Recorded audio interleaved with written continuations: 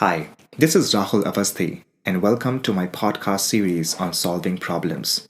Today, we're going to talk about a very important topic. There is a problem with your problem statement. What problem are you trying to solve? This question will seem very simple on the surface, but the responses to this question it may completely surprise you.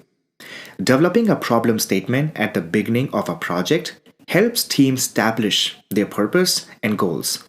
It also allows for exploration and innovation. Think about it. The current project you're working on, does it have a well defined, documented problem statement that everyone is aware about? A lot of time it is assumed that everyone knows the problem statement. I have seen too often the teams are presented with the solution by someone on the onset of a project. This boxes the team members into a specific design solution from day one.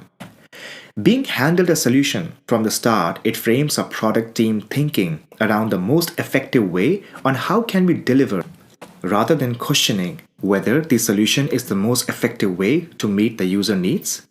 It's extremely important that everyone in the product team really understand the problem statement way before defining a potential solution.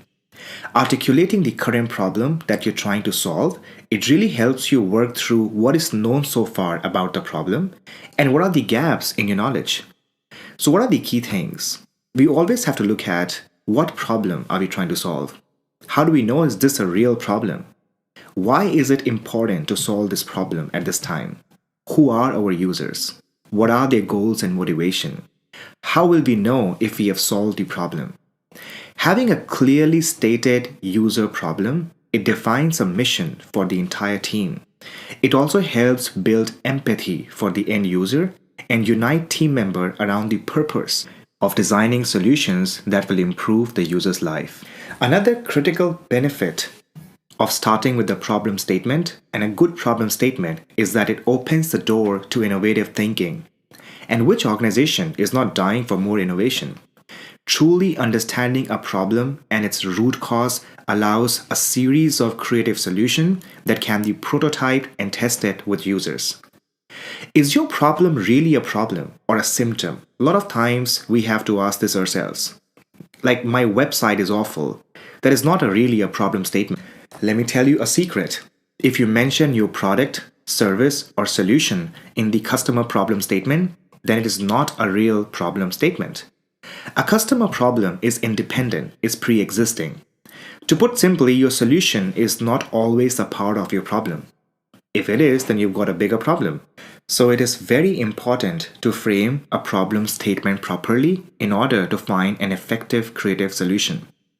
So how does a good problem statement sounds like? What exactly it does? Well, number one, a good problem statement does not pre-propose a solution. It does define when problem occurs. It also talks about the emotional impact. How does the customer feel because of this problem?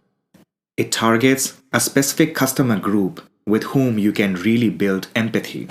It talks about who the customer is, where they are, when they face this problem.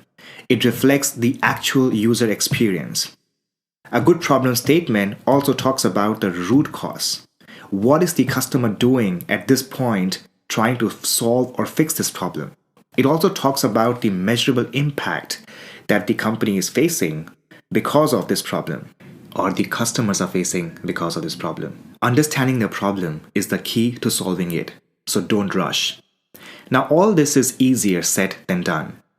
Albert Einstein, who really had a lot of admirable view on this subject, he said, if I had an hour to solve a problem, I would spend 55 minutes thinking about the problem and 5 minutes thinking about the solution. Even though it takes hard work to put upfront to frame a problem statement, this alignment, it really pays a big dividend later. A shared target makes every decision easier from the moment we all agree to it. But actually, arriving at the agreed upon framing is the hard part. Let me give you an example. Dunkin' Donuts recognized their problem. Younger consumers want healthier food. Their brand, while beloved, was associated with quite the opposite. So they attacked the problem by removing donuts from their brand identity. And they backed it by transitioning into simpler, healthier menu. Sales rose, the stock price climbed, and the CEO did credit the new brand. So to sum it up, you really need a good problem statement. A problem statement is a critical step early in the process that focus the team energy, their collective efforts to deliver a product that matters to their target audience. Remember, a good problem statement really aligns the efforts towards a common goal. It defines what the goal is, and it helps you care about the meaning towards the goal. So next time you're doing a big project or a small one, make sure you have a very clearly documented problem statement. So thank you for listening in, and I'll see you on the next one. Bye.